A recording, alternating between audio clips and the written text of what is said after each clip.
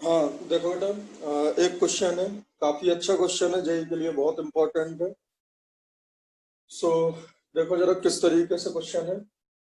एक सॉल्ट है, कोई क्लोराइड है, ठीक है, जो कि सॉलिड है, जिसका हमने 1 पार्ट सॉलिड लिया, प्लस उसमें K2Cr2O7 सॉलिड 3 पार्ट डाला, मतलब 1:3 मिक्स करा। पोटेशियम डाइक्रोमेट 3 टाइम्स, एंड जो क्लोराइड है, जो सॉलिड है, जो सॉल्ट है, वो 1 पार्ट। और इसमें कॉन्सेंट्रेटेड H2SO4 डाला, जस्ट ताकि वो गीला करने के लिए, क्योंकि सॉलिड है तो उसमें concentrated H2SO4 is added just to wet the mixture. जब इनको साथ इनका रिएक्शन करते हैं, हल्का से इनको हीट करते हैं, तो डीप रेड और orange red vapours of a are formed, pass through the concentrated NaOH solution. जब इसको NaOH सॉल्यूशन से पास करते हैं तो एक येलो सॉल्यूशन बनता है बी, और वो जो येलो सॉल्यूशन है वो आज बाराती पागल होंगे Ag+, Ba2+, Pb2+ and Hg2 2+, मतलब मर्क्यूरस आयन। इनके साथ पहला रेड, लास्ट रेड और बीच के दोनों येलो प्रेसिपिटेट CDEF बनाते हैं। ऐसा एक इंफॉर्मेशन गिवन है। क्लियरली समझ आ रहा है ये कौन सा टेस्ट है बेटा? क्लियरली समझ आ रहा है ये कौन सा टेस्ट है? Chromyl chloride. Correct, chromyl chloride test. तो अब क्वेश्चन ये नहीं है कि ABCDEF क्या होगा, ए डेफिनेटली क्या होगा? CrO2Cl2। बोलो, ये CrO2Cl2 होगा ना ये? बोलो बेटा। यस। और जो बी होगा, Cl की जगह क्या आ जाएंगे? OH। तो क्या आ जाएगा? CrO2OH whole twice. और मीडियम कैसा है? बेसिक, तो दोनों H निकल जाएंगे, तो CrO4 2-, so that will become Na2CrO4। Na2CrO4 आपका B हो जाएगा। Yes, we know कि this is a yellow color solution। उसके बाद यहाँ पे 4 ही क्रोमेट होते हैं जिनका प्रेसिपिटेशन होता है, so definitely this will be Ag2CrO4 का PPT, this will be BaCrO4 का PPT, this will be PbCrO4 का PPT, and this will be Hg2CrO4 का PPT। अब अगर बेटा क्वेश्चन जेई में आसान आता है एडवांस में, तो इस पैटर्न पे आपको क्वेश्चन मिल जाएगा, आप उसको टिक कर देना, आपके मार्क्स आ जाएंगे। बट इसमें जो मैंने क्वेश्चन पूछा है वो क्वेश्चन ये है कि ये जो टेस्ट है, ये कुछ दिया नहीं था, ये कौन सा टेस्ट है, ये गिवन इंफॉर्मेशन से पिक करना था, अपन ने पिक कर लिया। अब क्वेश्चन ये है कि which will not give this test, मतलब I given 5 metal chlorides, AgCl, HgCl2, Hg2Cl2, PbCl4 and SnCl4। इनमें से 5 में से कौन कौन से मेटल क्लोराइड है जो ये टेस्ट परफॉर्म नहीं कर पाएंगे? इट मींस कि अगर इस सॉल्ट का, इन सॉल्ट्स का अगर आप K2Cr2O7 और H2SO4 के साथ हीट करो, तो जिसमें ऑरेंज रेड वेपर्स ना मिले, और जब यही नहीं मिलेगा तो आगे कैसे प्रोसीड करेगा? तो बताओ इन 5 में से कौन कौन से परफॉर्म नहीं करेंगे?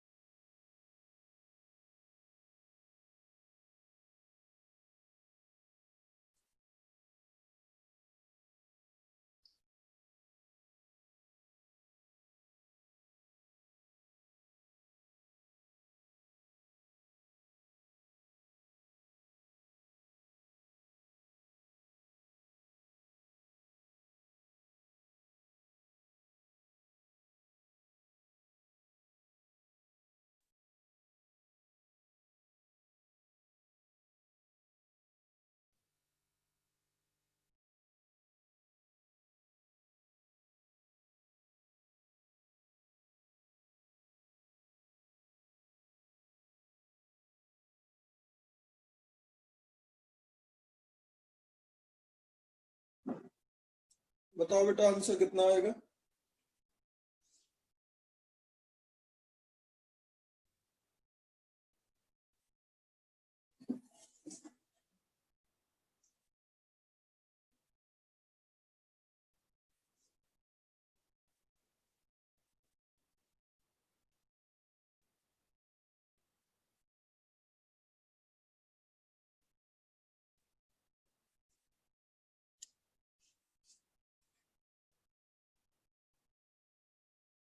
बोलो बेटा आंसर क्या आएगा?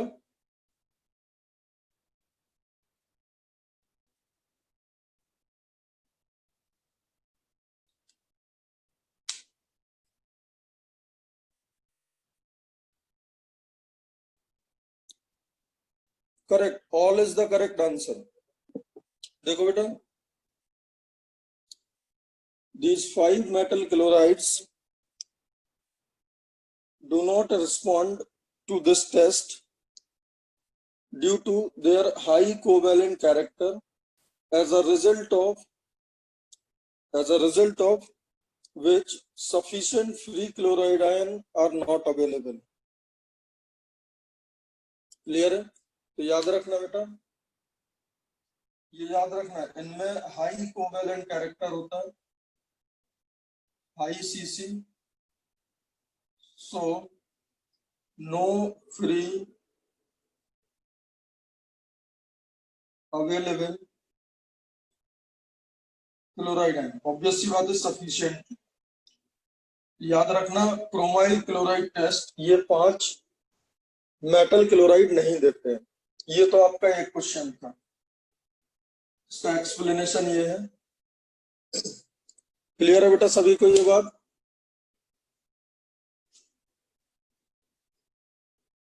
अगला क्वेश्चन ये है, क्या इस तरीके का test F minus, Cl minus, Br minus और I माइनस चारों देंगे या कोई एक ही देगा? मतलब मेरा क्वेश्चन ये है, क्या इसमें CrO2F2 बनेगा? क्या मतलब इसमें तो बनता ही है CrO2Cl2, क्या इसमें CrO2Br2 बनेगा? क्या इसमें CrO2I2 बनेगा? मतलब कितने में ये वेपर्स बनेंगे? सो सीधा सीधा सा क्वेश्चन ये है कि फ्लोराइड आयन क्या CrO2F2 बनाएगा, क्लोराइड आयन क्या CrO2Cl2 बनाएगा, ब्रोमाइड आयन क्या CrO2Br2 बनाएगा, I माइनस क्या CrO2I2 बनाएगा विद द सेम। अब सॉल्ट ऑफ जो सॉल्ट क्लोराइड था उसकी जगह में फ्लोराइड, आयोडाइड, ब्रोमाइड और ये 3 अगर डालूंगा तो देखो डेफिनेटली क्लोराइड में तो बनेगा। अब बताओ फ्लोराइड, ब्रोमाइड, आयोडाइड में बनेगा या नहीं बनेगा? अगर नहीं बनेगा तो फिर क्या बनेगा? बहुत ही सुंदर क्वेश्चन है।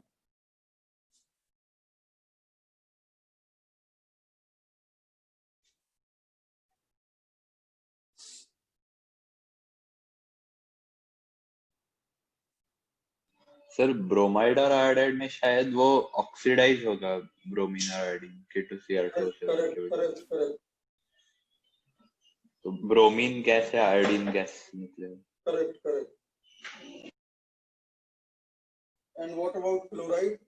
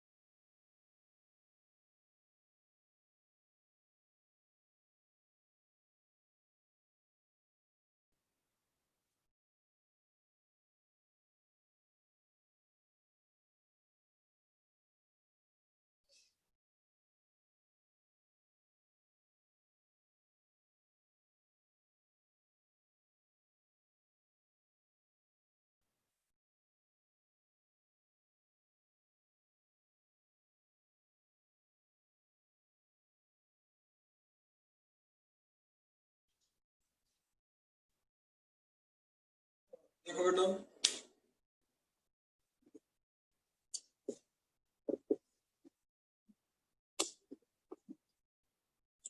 जो आपका क्रोमाइल क्लोराइड टेस्ट था उसमें ये रिएक्शन इन्वॉल्व है। Reaction involve in this test, chromyl chloride test में जो रिएक्शन इन्वॉल्व है हमको देख लो। तो क्लोराइड फ्री क्लोराइड आयन होता है, वो डाइक्रोमेट के साथ एसिडिक मीडियम में CrO2 Cl2 का वेपर्स बनाता है और पानी निकालता है। तो CrO2 Cl2 का जो ऑरेंज रेड वेपर्स होगा वो निकलेगा, और CrO2 Cl2 in presence of OH minus chromate ion के येलो कलर के सॉल्यूशन में। So these are the basic reactions, ये इनफैक्ट सबको पता होता है। अब देखो ध्यान से, मैंने इसमें क्वेश्चन नंबर 2 आपसे पूछा, क्या Br माइनस I माइनस और F माइनस में सेम तरीके का सेम फैशन का प्रोडक्ट बनेगा अगर आप सेम रिएजेंट लेते हो? तो Br minus I minus must be absent for this test.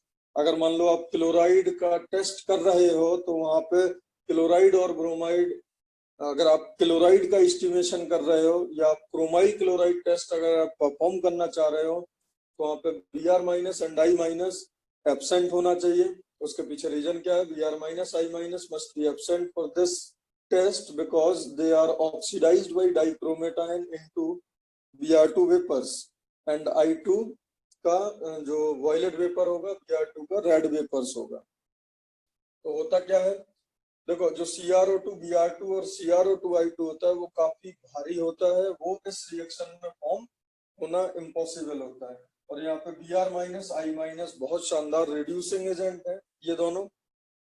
हाँ, Cl minus and F minus उतने अच्छे रिड्यूसिंग एजेंट नहीं है। तो ये दोनों बेटा रिड्यूसिंग एजेंट है, सामने वाले को रिड्यूस कर देता है +3 में, और खुद रेड और वॉयलेट वेपर बन के उड़ जाता है। तो definitely in this reaction we will not obtain CrO2 Br2, we will obtain the vapor of Br2 and vapor of I2. Note number 2, F minus also produces volatile red colored CrO2 F2. Hence F minus should be absent for the detection of chloride ion. अगर आप estimate कर रहे हो chloride ion को और वहां fluoride ion है तो आपको कंफ्यूजन हो सकता है। तो देखो किस तरीके का क्वेश्चन आ सकता है। एक तो ऐसा क्वेश्चन आ सकता है, क्या क्रोमाइल हैलाइड टेस्ट, ब्रोमाइड देते हैं? नो। आयोडाइड देते हैं? नो। क्या फ्लोराइड देते हैं? यस। क्लोराइड देते हैं? यस। तो F माइनस देगा, क्लोराइड आयन देगा, I माइनस नहीं देगा, Br माइनस नहीं देगा। ये बात बेटा क्लियर हो गई? ये बात सबको क्लियर हो गई? इसमें कोई डाउट किसी को? बोलो बोलो बेटा। तो यहाँ पे क्या क्या आंसर हो जाएगा? F माइनस Cl माइनस, क्या क्या नहीं होगा ये? तो इसमें आप बोल सकते हो कि CrO2 Cl2 बनेगा, CrO2 F2 बनेगा, बट CrO2 I2 इस टेस्ट में नहीं बनेगा, और CrO2 Br2 भी आपका नहीं बनेगा। बेटा ये क्वेश्चन सबको क्लियर हो गए? इंपॉर्टेंट इंफॉर्मेशन है। हाँ sir.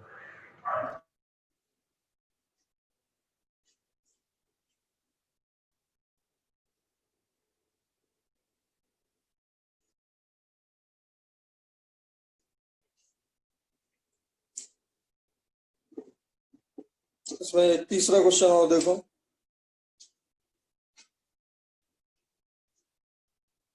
Note number 3,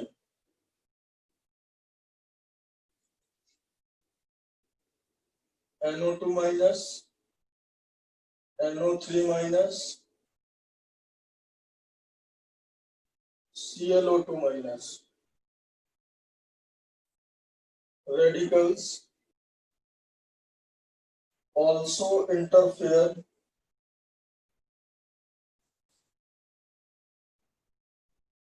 with this test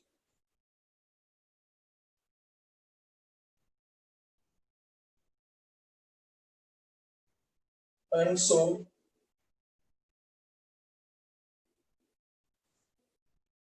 above radical should be absent. याद रखना बेटा।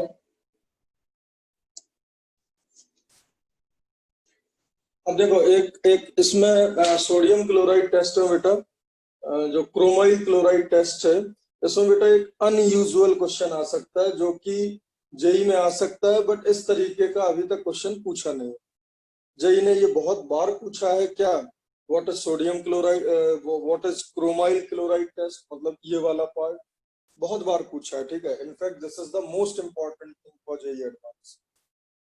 सेकंड, ये भी कई बार पूछा है कि कौन कौन से ये टेस्ट नहीं देंगे, तो ऐसा ऐसा नहीं देगा जिसके पास सफिशिएंट क्लोराइड आयन नहीं होगा। अगर एल्कली मेटल का क्लोराइड है, एल्कलाइन अर्थ मेटल का क्लोराइड है, ठीक है, तो फिर वो सब देंगे क्योंकि वहां पे क्लोराइड आयन काफी ज्यादा। उसके बाद तीसरा क्वेश्चन ये भी एग्जाम में आ सकता है कि जिस तरीके से CrO2 Cl2 बनता है, क्या उसी तरीके से CrO2 Br2 CrO2 I2 और CrO2 F2 इस टेस्ट में बनेगा या नहीं बनेगा, अगर मैं यहाँ क्लोराइड की जगह फ्लोराइड, आयोडाइड और ब्रोमाइड डालूं, तो ये तो होगा। चौथा क्वेश्चन बेटा ये आता है कि कौन कौन से एनोनिक रेडिकल है जिनकी अगर प्रेजेंस होगी तो वो क्रोमाइल क्लोराइड टेस्ट को इंटरफेयर करेंगे। तो बेटा मैंने आपको बताया F- बोला इंटरफेयर करेगा या नहीं। F- डेफिनेटली इंटरफेयर करेगा क्योंकि उसकी खुद रेड वेपर्स निकलेंगी, तो आपको पता ही नहीं चलेगा क्लोराइड का रेड वेपर निकला या फ्लोराइड का। बोलो बेटा। हाँ सर। प्लस क्या ब्रोमाइड Br- इंटरफेयर करेगा, यस, उसमें रेड वेपर्स निकलेगा ब्रोमीन का, आपको कैसे पता वो किसका निकल रहा है। आयोडीन वो भी वॉयलेट वेपर देगा। तो fluoride, chloride, fluoride, bromide, iodide, और ये तीन और याद रखना, नाइट्राइट, इसमें आप समझ पा रहे होगे NO2 गैस निकलता है, that is also reddish brown, confusion होगा। और इसमें क्या होगा, ClO2- इसको ऑक्सीडाइज करने लगेगा K2Cr2O7। तो ये तीन रेडिकल आप ये और तीन वो 6, तो टोटल अगर आप देखोगे टोटल कितने एनोनिक रेडिकल हैं जो इंटरफेयर करेंगे। एक तो F-, Br-, I-, NO2-, NO3- and ClO2-। ये 6 radical will interfere in chromyl chloride test. तो हम ये सीधा सीधा क्वेश्चन आ सकता है, डायरेक्ट क्वेश्चन आ सकता है बेटा, ठीक है। इन्हीं के बारे में हमें पता होना चाहिए बिकॉज इतना ही जेडीली में दिया हुआ है। So this is all about chromyl chloride test, काफी इंपॉर्टेंट है, बहुत सालों से इस पर क्वेश्चन नहीं आया। चांसेस हैं कि इस साल आपको इसका क्वेश्चन मिल जाए, और इसमें ज्यादा से ज्यादा जो क्वेश्चन आएंगे वो इन्हीं 4 में से एक आएगा। चौथा क्वेश्चन होगा वो एक्सट्रीमली टफ होगा, वो बच्चे गलत करेंगे। तीसरा जो होगा वो थोड़ा सा अनयूजुअल होगा कि किस किस का ये बनता है। एंड जो शुरू के 2 हैं वो यूजुअल हैं, वो बच्चों को रटे हुए रहते हैं, एक्सपेक्टेड भी होते हैं, उनके आने के चांसेस भी ज्यादा हैं। बट अगर वो थोड़ा सा हटके अगर उन्होंने क्वेश्चन पूछ लिया तो 2 तरीके के क्वेश्चन ये और बन सकते हैं जो आप लोग को पता होना चाहिए। तो होपफुली ये समझ आ गया होगा, कोई डाउट हो तो पूछो। देखो बेटा, जो जेई का फेवरेट सेक्शन है क्रोमाइल क्लोराइड टेस्ट के बाद एक होता है ब्राउन रिंग टेस्ट, काफी पसंद है जेई को। तो in this test when concentrated H2SO4 is poured slowly in a mixture of nitrate salt solution and freshly prepared FeSO4 solution, a brown ring is observed at the junction of 2 liquid, and this is the only confirmatory test of nitrate radical. तो brown ring test में कौन कौन सी reaction involve होती हैं, देखो जरा ध्यान से। 2NO3- plus 4H2SO4 plus 6Fe2 plus, ये क्या होगा,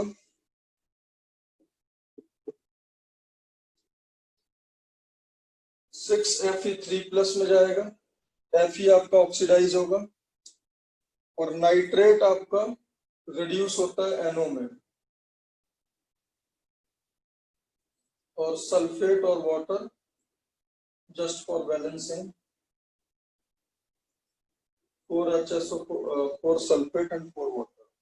और जो NO लिबरेट होता है वो FeH2O होल 6 2+ में NO एब्जॉर्ब हो जाता है, लिगेंड एक्सचेंज रिएक्शन होता है, FeH2O whole 5 NO,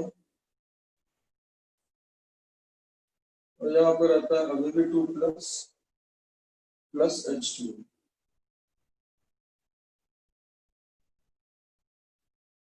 This compound is responsible for brown ring। ठीक है। और अगर मार्केट में जो एनाइन है वो अगर सल्फेट है तो आपसे पूछा जाता है कि ब्राउन रिंग टेस्ट में जो बनने वाला कॉम्प्लेक्स है या जो केमिकल कंपाउंड है वो क्या है, FeH2O whole 5 NO bracket close SO4, अगर एनाइन सल्फेट है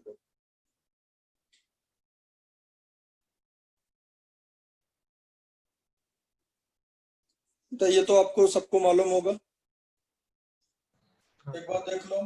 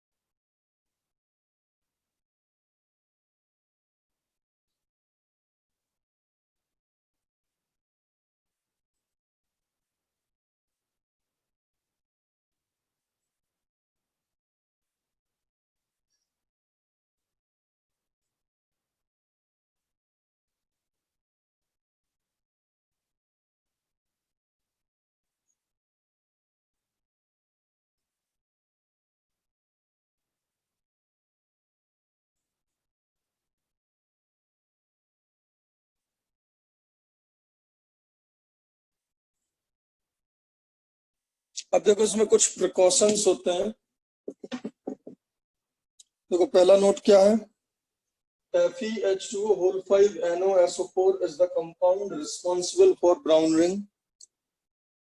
Second, on shaking or bombing, the brown color disappear and NO gas is evolved। अगर इसको उसी सॉल्यूशन को थोड़ा हिला दो या फिर उसको गर्म कर दो तो ये NO गैस लिबरेट हो जाता है।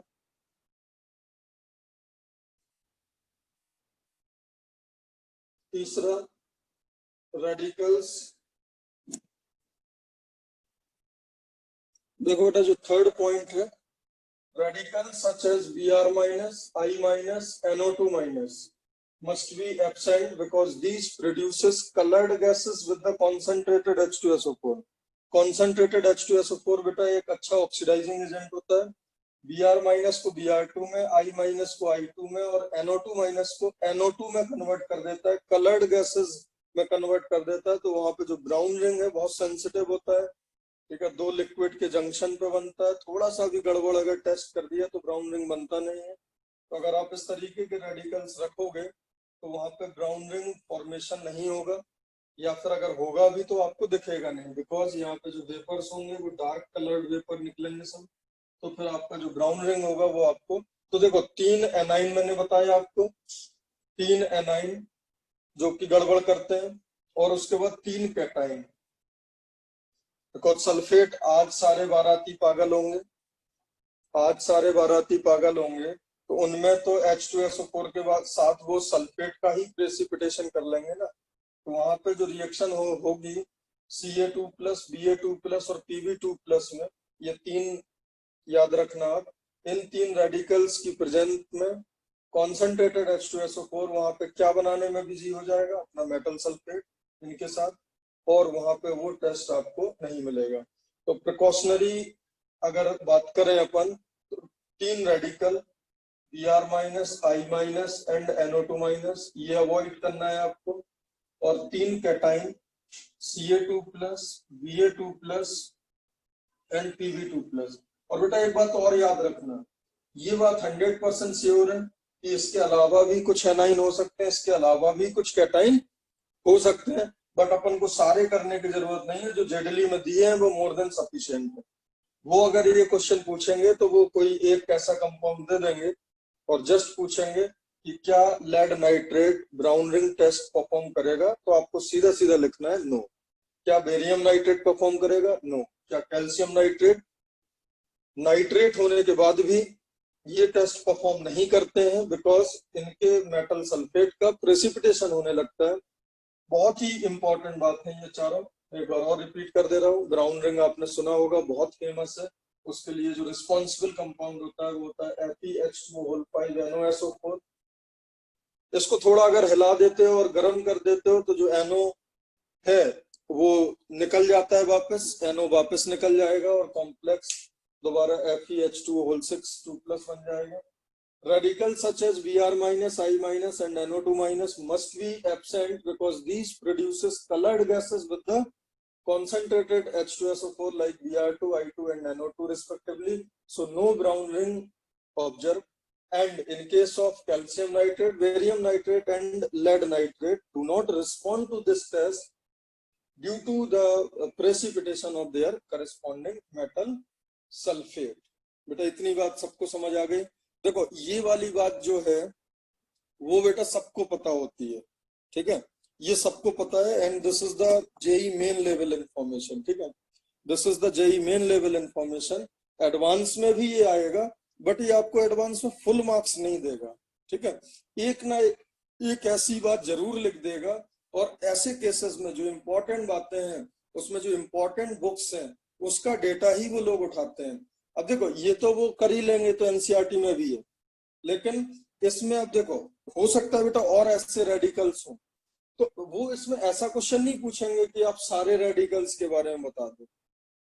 वो आपसे ये एक्सपेक्ट करेगा कि क्या क्या जो ब्राउन रिंग टेस्ट है वो होगा इन presence of bromide ion, iodide ion, nitrite ion, ये वो एक्सपेक्ट करेगा। तो अपन क्लियरली बोलेंगे नो, और अगर ये कैटाइंस है तो अपन क्लियरली बोलेंगे नो। एंड मैं फिर बोल रहा हूँ कि जरूरी नहीं है यही तीन डिस्टर्ब करते हो, बट ये तीन हम इसलिए याद कर रहे हैं कि ये जेई में आ सकते हैं बिकॉज ये जेडली में दिए हुए हैं। एंड ऐसा अपन जेडली पूरी भी नहीं पढ़नी है, अपन को इंपॉर्टेंट सेक्शंस में जो दिया, जैसे brown ring test is in our syllabus और बहुत पसंद है जेई को। क्रोमाइल क्लोराइड टेस्ट जेई को पसंद है, तो जो जो जेई को पसंद वाले सेक्शन है उनमें वो इन इंफॉर्मेशन को यूज कर सकते हैं। क्लियर है बेटा? किसी कोई डाउट? अच्छा आपने ये सुना होगा ना, नाइट्राइट में भी ब्राउन रिंग टेस्ट होता है, सुना या नहीं सुना? यस और नो में बताओ। नाइट्राइट यस सुना है? तो अब नाइट्राइट में हाँ अगर सर। ब्राउन रिंग टेस्ट है, लेकिन यहाँ तो लिखा है कि NO2 गैस बनेगा, तो ये क्या क्या लफड़ा है?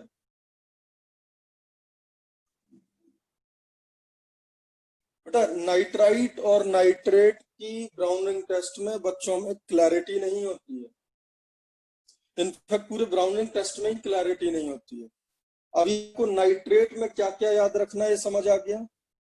एक तो बिल्कुल यूजुअल इंफॉर्मेशन है, ठीक है, जो जो सबको पता होता है, और चार मैंने एडिशनल पॉइंट्स आपको बताए जो आपको याद रख। अब सुनो, नाइट्राइट में भी ब्राउन रिंग टेस्ट होता है, नाइट्राइट में भी ब्राउन रिंग टेस्ट होता है, ठीक है, बट उसमें बेटा क्या होता है, यहाँ पे जो अपन ने कॉन्सेंट्रेटेड H2SO4 ऐड करा ना, कॉन्सेंट्रेटेड H2SO4, समझना ध्यान से बेटा, नाइट्रेट किस किस कैटेगरी में था? नाइट्रेट रेडिकल किस किस ग्रुप में था, डाइल्यूट एसिड ग्रुप में या कॉन्सेंट्रेटेड एसिड ग्रुप में? Concentrated.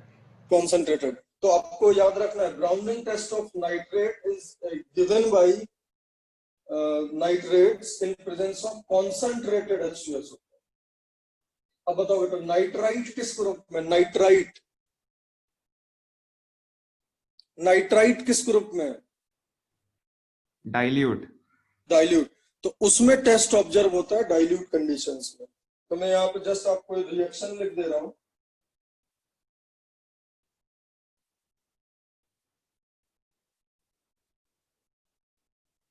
Browning test for nitrite ion or radical.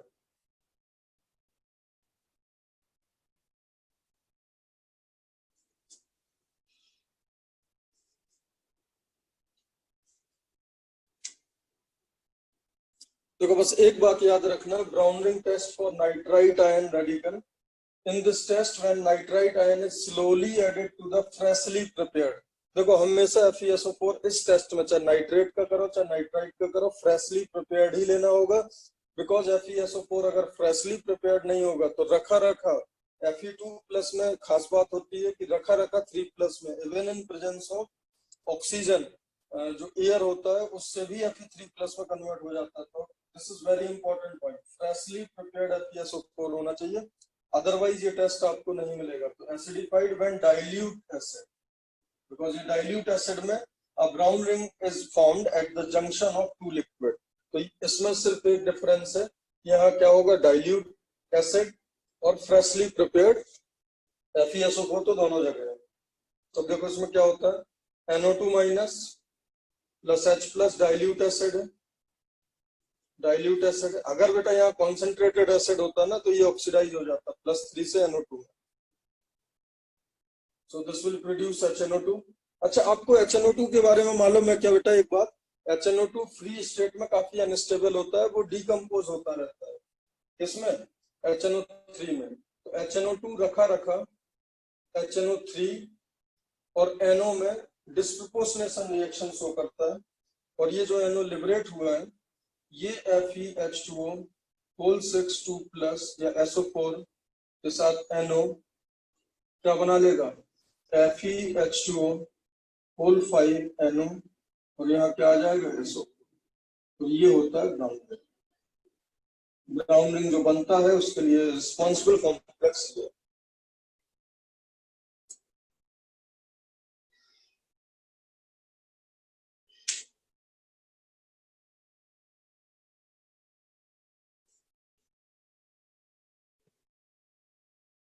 बेटा ये बात समझ आ गई? अब देखो इसमें जो 3 प्रिकॉशनरी पॉइंट्स हैं वो मैं बोल रहा हूँ, वो नॉर्मली आपको पता है। सुनो, FeSO4 must be freshly prepared because Fe2+ ion is very prone to aerial oxidation। मतलब जो एयर से ऑक्सीडेशन होता है Fe2+ का एयर ऑक्सीडेशन हो जाता है और किसमें कन्वर्ट हो जाएगा Fe3+ में। तो पहला पॉइंट सबको समझ आ गया। इस टेस्ट में जो FeSO4 है वो फ्रेशली प्रिपेयर्ड होना चाहिए, अदरवाइज वो एयर से ही क्या हो जाएगा ऑक्सीडाइज हो जाता है और Fe3+ में, और अगर बेटा वो Fe3+ में कन्वर्ट हो गया तो फिर आपको ब्राउन रिंग नहीं मिलेगा। Next, concentrated H2SO4 cannot be used because in this test, because जो concentrated H2SO4 होगा वो आपका NO2- को क्या कर देगा ऑक्सीडाइज करके reddish brown fumes of NO2 liberate कर देगा, ठीक है, और गड़बड़ हो जाएगा। तो हमें यहाँ पे याद रखना नाइट्राइट के केस में हमें डाइल्यूट एसिड ही लेना पड़ेगा, और डाइल्यूट एसिड हम लेंगे तो HNO2 बनेगा और वो NO में कन्वर्ट होगा। और NO जैसे ही बना और एक तरफ से FeSO4 वहीं पे इनका एनकाउंटर होके ब्राउन रिंग बन जाएगा, लेकिन जैसे ही NO निकल गया अगर बाहर तो फिर तो वो NO2 बन के बाहर निकल जाएगा। तो जैसे ही आप दोनों कंपाउंड मिलाते हो जंक्शन पे ये प्राप्त होता है आपको। तीसरा, ऑन शेकिंग और warming are not allowed for this test because ये आपका टूट जाएगा, ब्रेक हो जाएगा और ये NO लिबरेट कर देगा। तो बताओ brown test nitrite, brown ring test nitrite और नाइट्रेट का डिफरेंस समझ आया? नाइट्रेट में कॉन्सेंट्रेटेड एसिड डालते हैं, नाइट्राइट में डाइल्यूट एसिड डालते हैं, ठीक है। दोनों का पैटर्न अलग अलग है, दोनों का रिएक्शन होने वाला अलग अलग है, ठीक है। तो कंफ्यूज मत होना। तो शायद ये आपको समझ आ गया होगा, कोई डाउट हो तो पूछो। एक काफी इंपॉर्टेंट सेक्शन है जिसको अभी अपन किस तरीके से याद रखेंगे ये देखना जरा। Reaction of HNO3 with metals, this is the most stylish section of P block 15th family. Question अगर आता है तो इससे आने के चांसेस बहुत ज्यादा होते हैं, ठीक है। तो मेटल्स के साथ देखो एसिड का रिश्ता तो बड़ा पुराना है, metal plus acid, metal oxidise हो जाएगा, एसिड का H प्लस रिड्यूस हो जाएगा और हाइड्रोजन देगा। बट बेटा आपको पता है कि जो HNO3 है, HNO3 जो होता है आपका, अपन ने रेडॉक्स रिएक्शंस में देखा था, तो HNO3 है उसका डाइल्यूट फॉर्म, डाइल्यूट HNO3 क्या करता है, H2O plus NO plus nascent oxygen, मतलब it is a decent oxidising agent.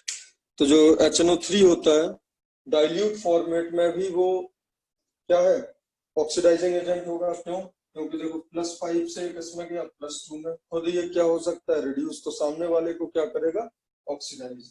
Plus इसका जो कॉन्सेंट्रेटेड फॉर्मेट होता है वो भी आपका क्या करता है, NO2 बनाता है। तो दोनों फॉर्मेट इसके ऑक्सीडाइजिंग एजेंट होते हैं, बिकॉज देखो दोनों में HNO3 का रिडक्शन हो रहा है। तो मैं ये बोल सकता हूँ कि ऑक्सीडाइजिंग एजेंट कौन कौन से होंगे, dilute as well as concentrated HNO3, ये आपके ऑक्सीडाइजिंग एजेंट होते हैं, ठीक है। तो in overall sense we can say HNO3 is a very good oxidising agent. Even in case of very dilute भी ये ऑक्सीडाइजिंग एजेंट होता है, but this is the normal form जो मोस्टली लोगों के साथ होता है।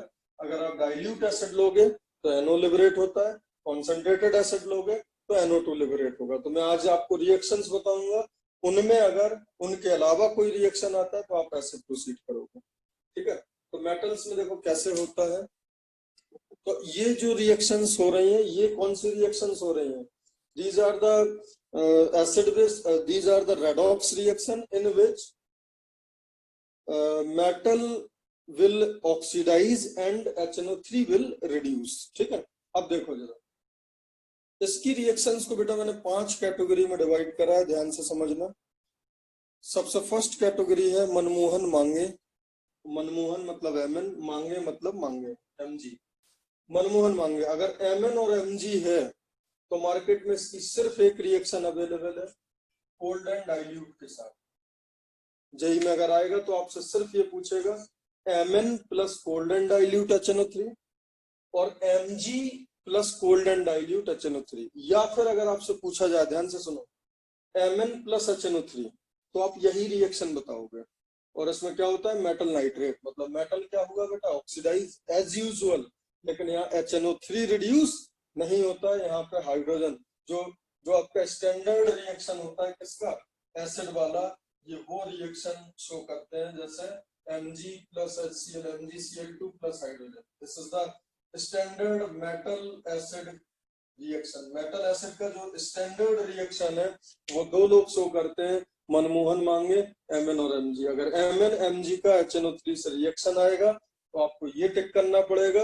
हाँ, प्रिकॉशनरी उस हिसाब से कंट्रोवर्सी को बचाने के लिए वो यहाँ पे कोल्ड एंड डाइल्यूट लिखेंगे, बट अगर नहीं भी लिखा आता है तो इसके अलावा हम और कुछ नहीं लिख सकते। तो ये एक बात तो ये याद रखें, ये आपका सबसे अलग है, ये सेपरेट हो गया।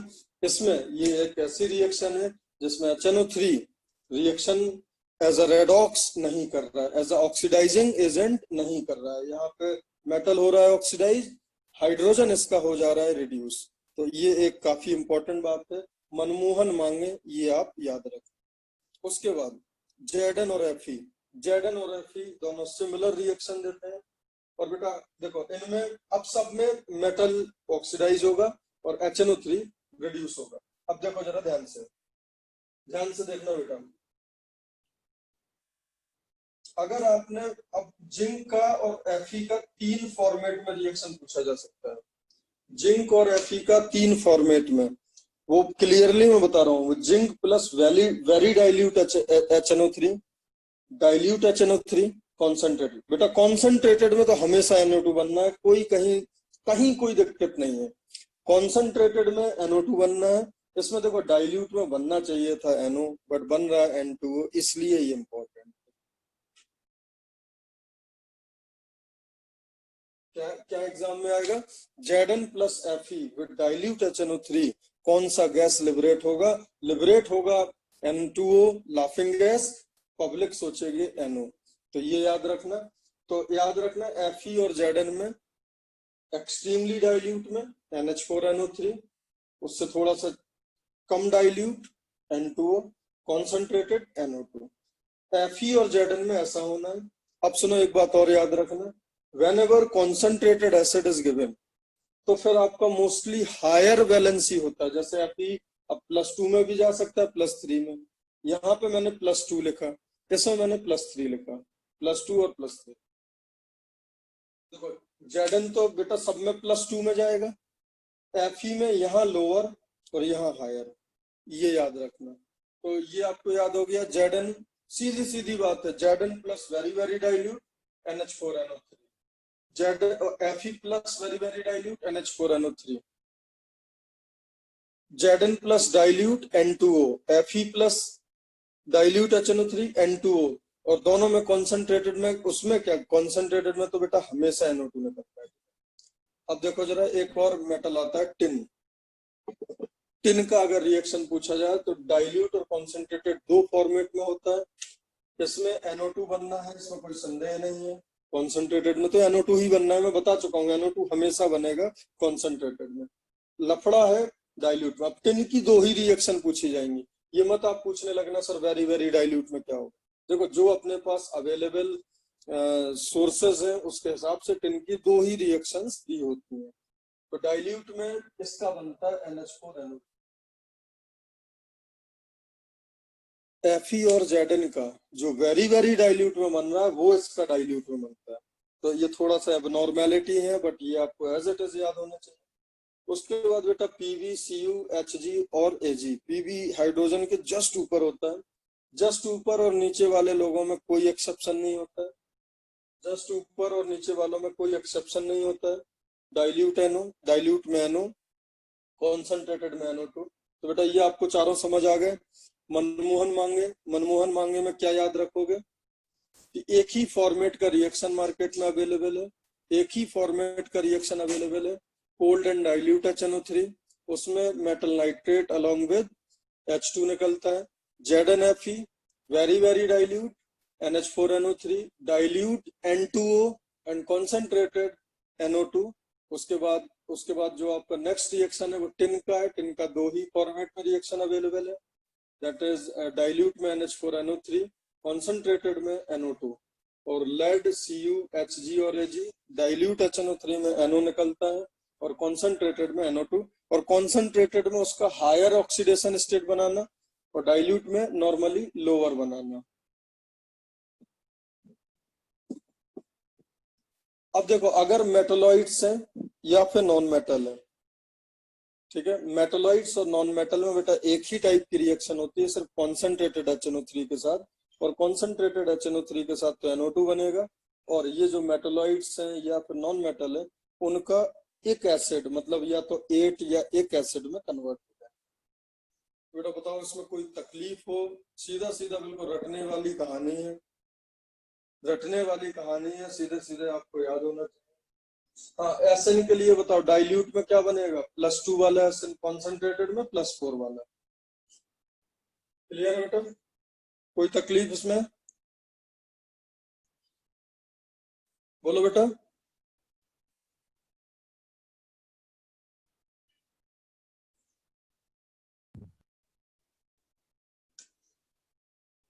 तो क्या क्या था? MnMg, अगर इसको शॉर्ट में लिखें, MnMg के बाद कौन सा मेटल था? FeZn। तीसरा कैटेगरी था शायद Sn, और चौथा था PB, Cu, Ag, Hg, and fifth Sb, As, carbon, phosphorus, sulfur, etcetera. इसमें सिर्फ बेटा एक ही रिएक्शन है और उसमें हाइड्रोजन गैस लिबरेट होता था, वो है डाइल्यूट कोल्ड HNO3। बस ये आपको याद होना चाहिए। इसमें बेटा 3 रिएक्शन थे, ऐसे याद रखना है, NH4NO3, N2O और NO2। क्लियर है? NH4NO3, N2O, NO2। इसमें बेटा 2 ही रिएक्शन है, NH4NO3 और NO2। इसमें बेटा 2 ही रिएक्शन है, NO एंड NO2, और इनमें एक ही रिएक्शन है, NO2। बेटा समझ गए कैसे पैटर्न बनाना है आपको? बोलो। इसमें सिर्फ कोल्ड एंड डाइल्यूट में रिएक्शन होता है, ये होगा वेरी डाइल्यूट, ये होगा डाइल्यूट और ये होगा कॉन्सेंट्रेटेड। अब 2 ही है तो डाइल्यूट एंड कॉन्सेंट्रेटेड, और अगर 2 है तो डाइल्यूट एंड कॉन्सेंट्रेटेड, और अगर नॉन मेटल में एक है तो कॉन्सेंट्रेटेड। कर लोगे बेटा इस तरीके से? बोलो। हाँ सर। और मेटल आपको कहां ले जाना है? हाईएस्ट ऑक्सीडेशन स्टेट में इन कॉन्सेंट्रेटेड और लोअर ऑक्सीडेशन स्टेट में इन डाइल्यूट। तो होपफुली ये आपको समझ आ गया होगा।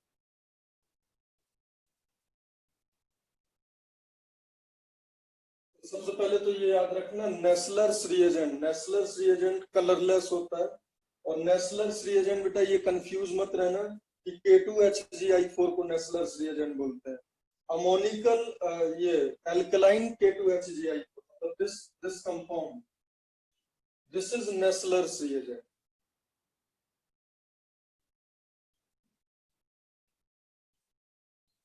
कुछ बच्चे जल्दबाजी में रख लेते हैं कि K2HgI4 नेस्लर्स रिएजेंट है, तो Nessler's reagent plus KOH plus ammonia. इसमें कैसे याद रखना है? एक तरफ NH2, एक तरफ I, बीच में O और दोनों में Hg।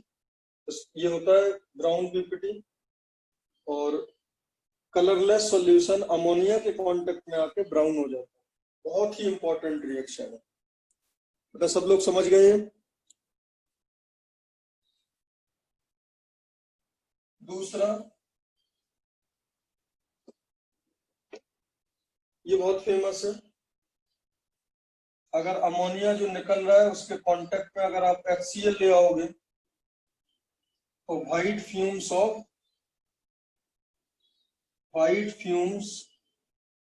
ऑफ NH4Cl बन जाएगा बेटा। बोलो।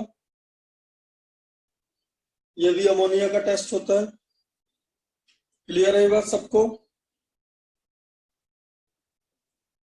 अरे बताओ भाई। थर्ड, ऐसा कुछ बताया क्या मैंने?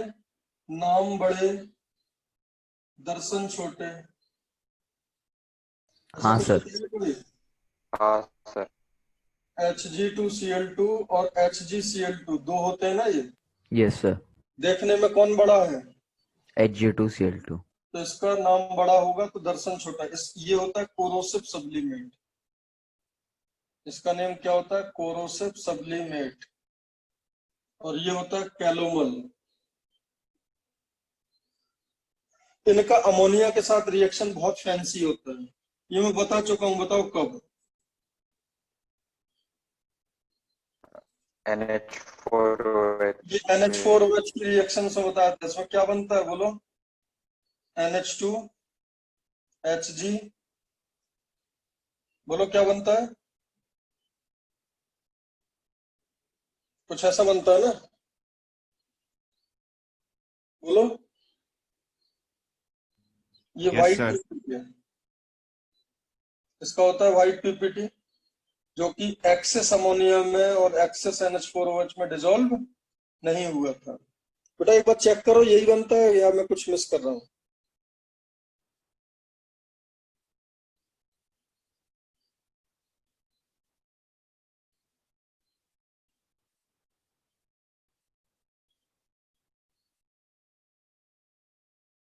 ये व्हाइट होता है और इसमें एक एक्स्ट्रा Hg बनता है जो कि ब्लैक होता है, ओवरऑल ये ब्लैक पड़ जाता है। बेटा एक बार इनका कॉन्फ़िगरेशन चेक करो।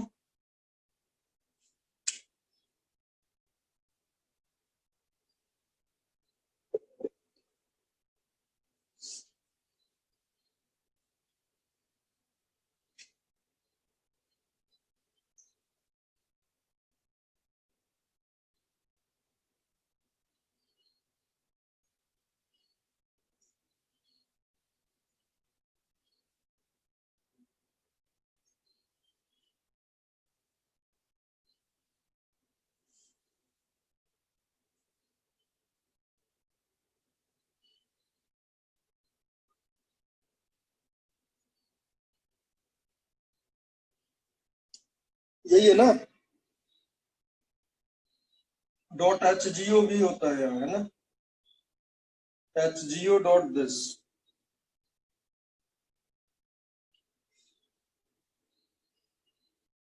अरे बताओ भाई, अब सुनो जरा।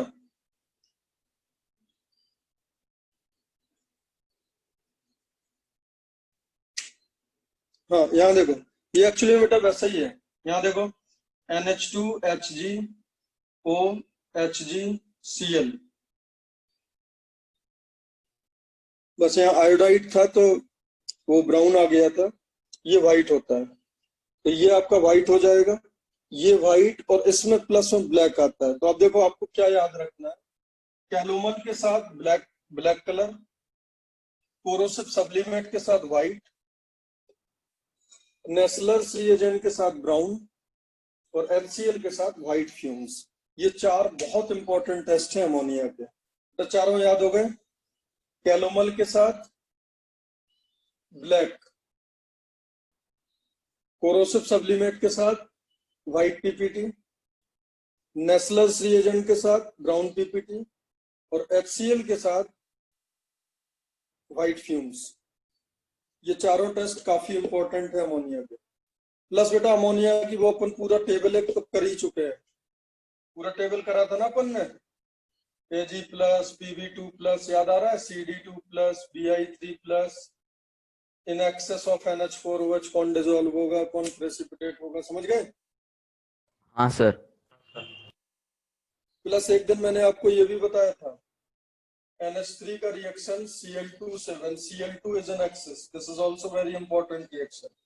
इसमें क्या बना था, NCl3 प्लस HCl शायद, है ना, चेक करो। Yes sir. दूसरा, अगर अमोनिया का रिएक्शन Cl2 से कराओ और अमोनिया एक्सेस में है, तब ये N2 में जाता था और अमोनिया प्लस HCl NH4Cl बना लेता, और ये एक्सप्लोजिव कंपाउंड होता है, मालूम है ना, ये काफी इंपॉर्टेंट रिएक्शन है। So this is all about ammonia. Ammonia में जो मैंने आपको रिएक्शंस थी ये बता दी थी, ये पूरा सीरीज बता दिया है। नेस्लर रिएजेंट के साथ रिएक्शन नहीं बताई थी, कैलोमल और कोरोसिव सब्लिमेट के साथ ऐसे इंडिपेंडेंटली नहीं बताई थी, आयंस के साथ तो बता दिया था, बट अगर कैलोमल और कोरोसिव सब्लिमेट के साथ अमोनिया का रिएक्शन आए तो याद रखना, नाम बड़े दर्शन छोटे। जो देखने में बड़ा है उसका नाम छोटा है, देखने में बड़ा ये है तो उसका नाम छोटा है कैलोमल, जो देखने में छोटा है उसका नाम बड़ा है कोरोसिव सब्लिमेट।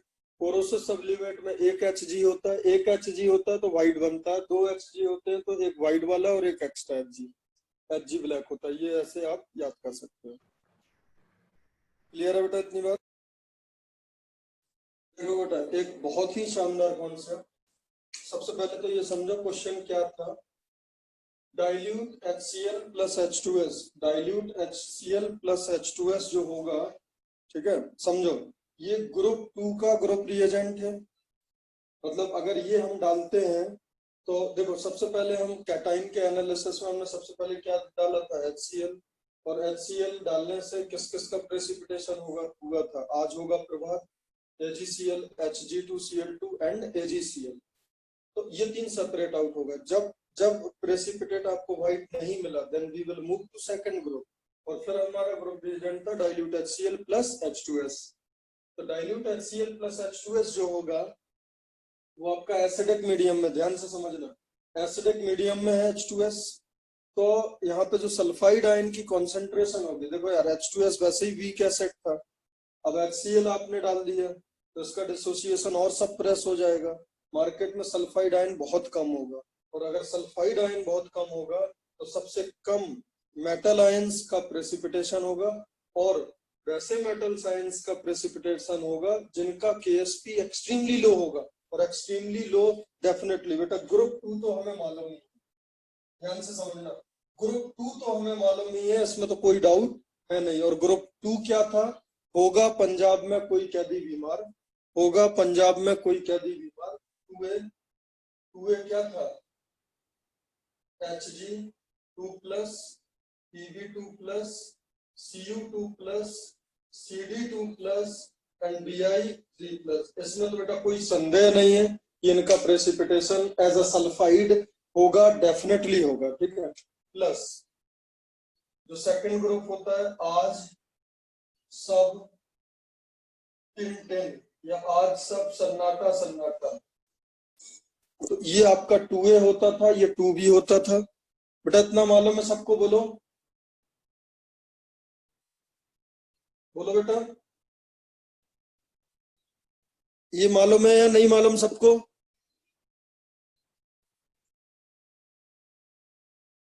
मालूम है सर।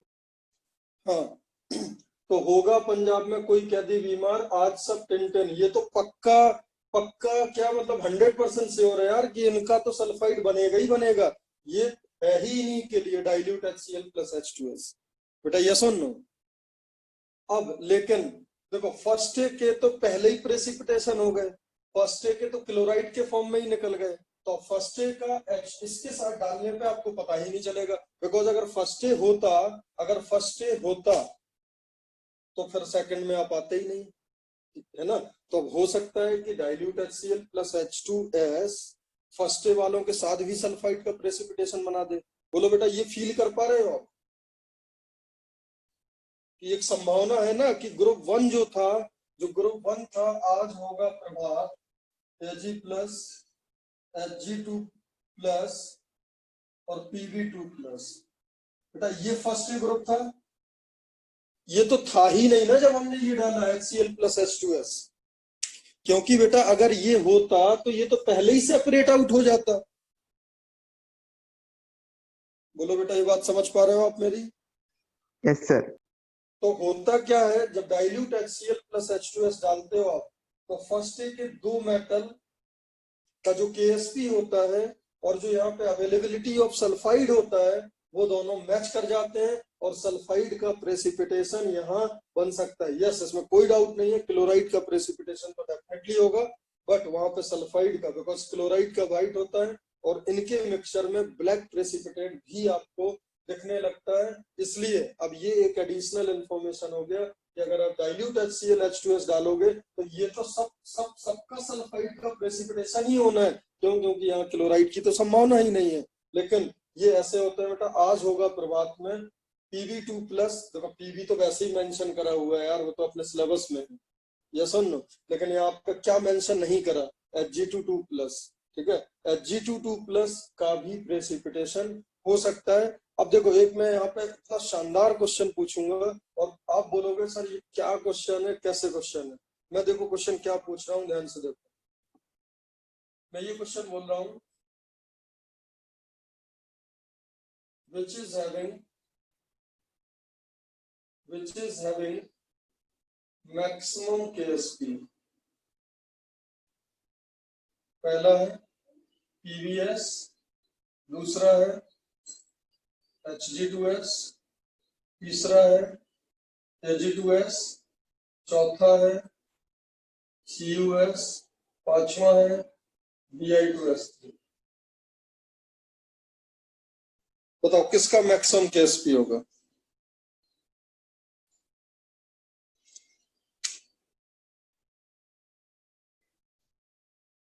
बोलो।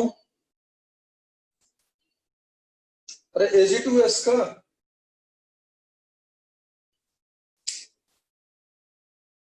बोलो। अरे बताओ भाई, ये बात समझ आ रही है या नहीं?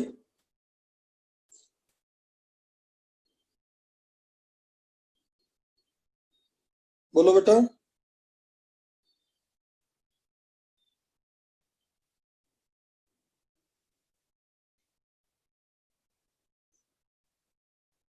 आवाज नहीं आ रही है क्या?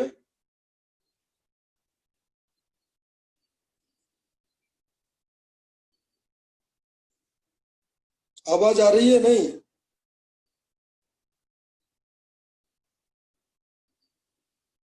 सर आपने वहाँ ग्रुप 1 कटायंस एक्सेप्ट एजी प्लस क्यों लिखा है? अरे मैं बता रहा हूं ये होता है बिकॉज अपन ने रटा क्या है, अपन को ये पता है ग्रुप 2 होता है, लेकिन ये तो पहले ही सेपरेट आउट हो जाते हैं। इसके बारे में तुम कैसे बोल सकते हो कि प्रेसिपिटेशन मिलेगा या नहीं मिलेगा? सर तो हम बाकी के दो क्यों इंक्लूड कर रहे हैं? भाई यही तो याद करना है उनकी केएसपी। अच्छा क्यों याद, ये क्यों इंक्लूड करे, ये कैसे कैसे पता चला तुमको ये प्रेसिपिटेट देंगे? वो वही डाल के देखा होगा ना इन मेटल्स में, हाँ HCl sir. Plus H plus. तो वैसे ही ग्रुप 1 तो अपन पहले ही डिस्टिंग्विश कर चुके हैं, पहले ही सेपरेट कर चुके हैं। लेकिन ग्रुप 1 जो है उस वो अगर नहीं होता है तभी तो सेकंड पे मूव करते हैं। हाँ सर। तो ग्रुप 1 का भी तो सल्फाइड का प्रेसिपिटेशन हो सकता है। Yes sir. तो यही बोल रहा हूँ कि ग्रुप 2 तो होगा ही होगा, ग्रुप 1 के भी दो मेटल होंगे सिल्वर को छोड़ के। सिल्वर इसलिए नहीं होता है क्यों, क्योंकि उसका उसका जो केएसपी है वो काफी ज्यादा होता है। यहाँ पे सल्फाइड आयन की उतनी अवेलेबिलिटी नहीं होती है कि वो Ag2S का प्रेसिपिटेशन कर सके। इसलिए तो मैंने ये क्वेश्चन दिया कि किसका केएसपी मैक्सिमम। हाँ सर समझा। अब देखो, अगर आपने H2S पास करा, इसमें देखो, अगर आपने H2S पास करा तो सल्फाइड आयन बेटा मॉडरेट होगा। बोलो। हाँ सर। और अगर अगर आपने एसिड के साथ पास करा तो लो होगा। अब बताओ कहां पे प्रेसिपिटेशन के चांसेस ज्यादा है एज अ सल्फाइड? ऑब्वियस सी बात है, यहाँ ज्यादा स्कोप है ना प्रेसिपिटेशन का। प्रेसिपिटेशन कब होता है? जब आपका केएसपी से ज्यादा हो जाए आपका आयोनिक प्रोडक्ट।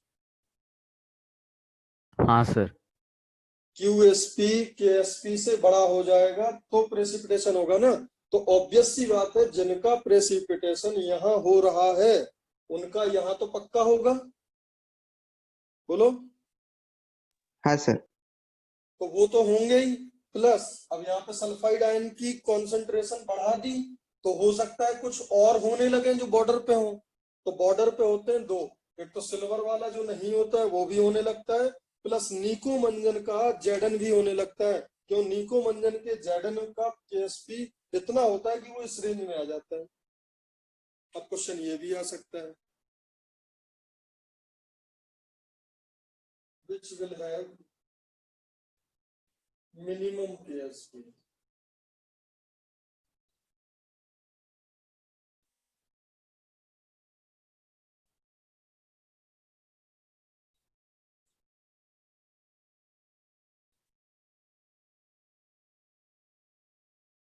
बोलो।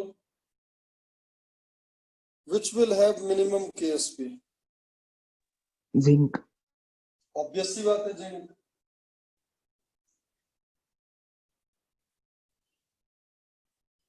क्लियर है? तो इसमें देखो ग्रुप 1 पूरा, ग्रुप 2 पूरा, प्लस जिंक। अब अगर आपने Na2S डाला या अमोनियम सल्फाइड डाला,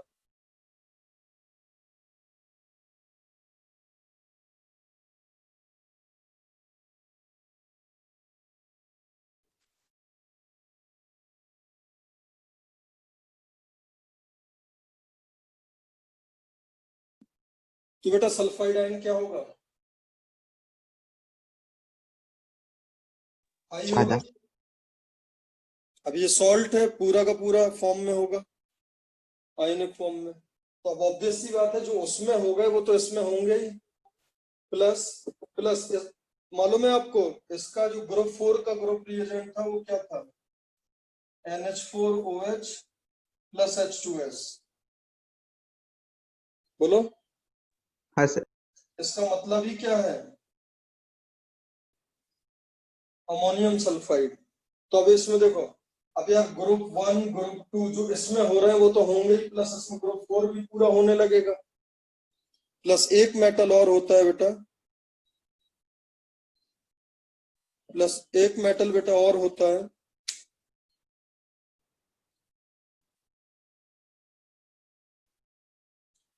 ना। तो अगर ये डालोगे आप तो ग्रुप 1 ग्रुप 2 ग्रुप 4 प्लस एक और एक्स्ट्रा ऐड कर लेना Fe। हालांकि Fe अपने सिलेबस में नहीं है, ठीक है, बट उसमें इन रियलिटी Fe का भी होने लगता है। तो ये बहुत ही इंपॉर्टेंट इंफॉर्मेशन है, बहुत ही इंपॉर्टेंट इंफॉर्मेशन है। हाँ कार्तिक बताओ। सर नेट पे Ag2S का KSP मिनिमम दिया है। Ag2S का कितना दिया है? सर सर Ag2S 10⁻⁻50 के आसपास। -50। हाँ। और सर PBS का 10⁻28। एक सेकंड, -28। हाँ और ये वाले चेक करो, ये सर वो उस लिस्ट में नहीं दिए हैं। सर लिस्ट में नहीं दिया है सर, वो सिर्फ एक रेफरेंस दिया है। सर मैं लिंक भेजता हूँ। नहीं ठीक है, वो भेज दो बेटा। यहाँ पे आप समझ रहे हो, देखो KSP में वो चीज तो सोच रहा था, समझो एक एक यहाँ पे गड़बड़ हो सकता है, वो अभी डिस्कस कर लेते हैं।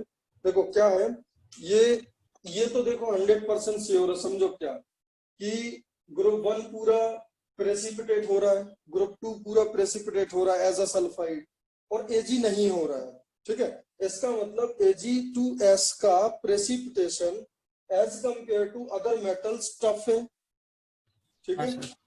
अब देखो होगा क्या, यहाँ पे एक गड़बड़ हो सकता है बिकॉज इनकी बैलेंसीज अलग है, बिकॉज KSP ऐसा होता है ना, समझो यार, मतलब वो एक गड़बड़ हो सकता है अगर है तो। ये एक्चुअली में ऐसे होगा ना। हाँ सर। Yes, sir. और इसका ऐसे होगा।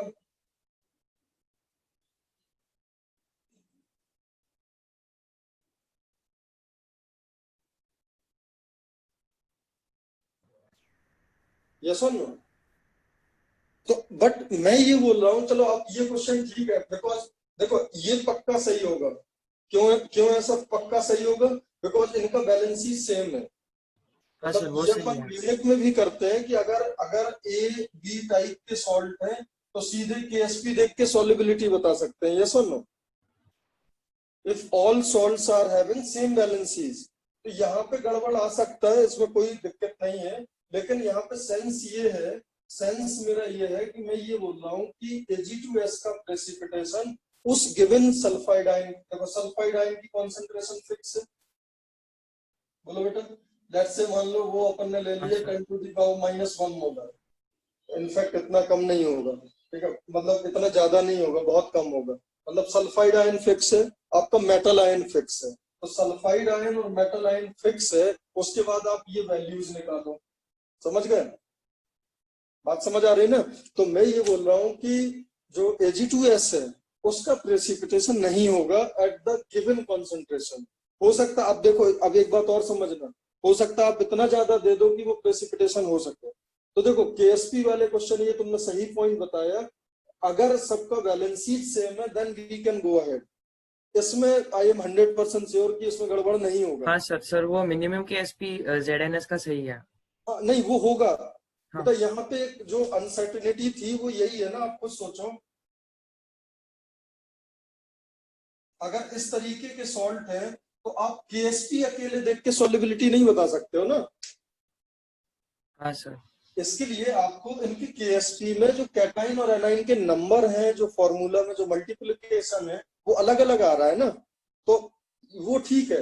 बट यहाँ पे क्वेश्चन ये बन सकता है, आपको याद क्या रखना है कि जो प्रेसिपिटेशन होगा Ag2S का वो सबसे कठिन है। बोलो बेटा। हाँ सर।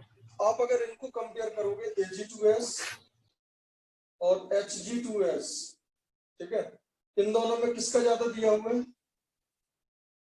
सर Hg2S का दिया नहीं है। हाँ, लेकिन इसका ही ज्यादा होगा, Ag2S का ही ज्यादा। अभी आप पॉइंट समझ गए ना, क्या आपको मतलब कैसे देखना है KSP वगैरह? In most of the cases वैसे आ जाता है, बट आपको एक बार फिर भी क्रॉस चेक करना पड़ेगा। क्लियर है? बोलो बेटा। हाँ सर। हाँ, अब देखो तो की पॉइंट जो बना है वो क्या है? डाइल्यूट HCl प्लस H2S, इसमें ग्रुप 1 ग्रुप 2 और Ag प्लस छोड़ देना, H2S group 1 group 2 plus Zn। देखो सब में एक एक है, यहाँ देखो इसमें एक माइनस करा, इनमें एक एक ऐड करा, तो ग्रुप 1 ग्रुप 2 ग्रुप 4। क्लियर है ये? अब बताओ जरा क्या क्वेश्चन, अब आपका आंसर क्या आएगा फर्स्ट क्वेश्चन का? मैंने क्या क्वेश्चन दिया था? देखो फर्स्ट क्वेश्चन क्या था? डाइल्यूट HCl प्लस H2S के साथ कितने लोग क्या देंगे? प्रेसिपिटेशन।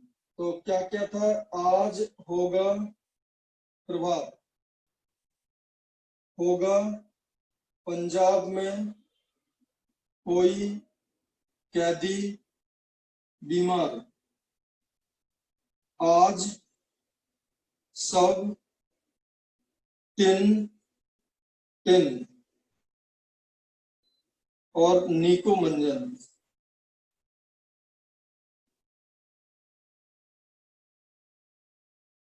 तो यही थे ना? बोलो, अब इसका आंसर कितना आएगा? देखो 1 2 3 4 5 6 7 8 9 10 11। पहले क्वेश्चन का आंसर आप लिख लो 11, मतलब पूरा ग्रुप 1 पूरा ग्रुप 2 एक्सेप्ट Ag। क्लियर है बेटा ये बात? कितने लोग का आंसर 11 आया था इसमें? किसी का आंसर 11 आया था क्या बेटा इसमें? ठीक है, दूसरा क्वेश्चन क्या था? H2S पास करने पे कितने का सल्फाइड का पीपीटी बनेगा? On passing H2S directly to the metal ion, तो इसमें क्या है? Group 1 group 2 plus Zn। तो इसका आंसर क्या आएगा? 1 2 3 4 5 6 7 8 9 10 11 12, ये हो गया प्लस Zn 12, इसका 13 आएगा आंसर।